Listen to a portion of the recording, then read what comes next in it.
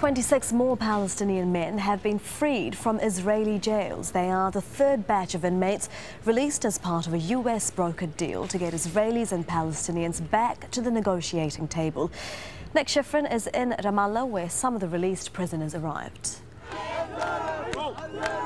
It may be 3 in the morning, but some of these people have waited 28 years for this moment to finally see their family members, finally see their loved ones released from Israeli prisons. And so we've seen very emotional reunions tonight. We've been seeing people hailed as heroes. We've been seeing people carried off on people's shoulders. And we've heard from President Mahmoud Abbas. Now, he's been criticized a lot for entering into talks with Israel, and so this is a political moment as well. He can say that this is the actual tangible result of those peace talks. Now, on the other side, it's a very different story. We've seen a lot of protests against Israel agreeing to these prisoner releases. 60 to 70% of Israelis oppose these releases. And so we've seen a kind of tit for tat. Prime Minister Benjamin Netanyahu, every time one of these releases gets made, he announces new settlements. And as part of this release, he's announced additional settlements in the West Bank. The Palestinians say, how can you enter peace talks when you're building settlements?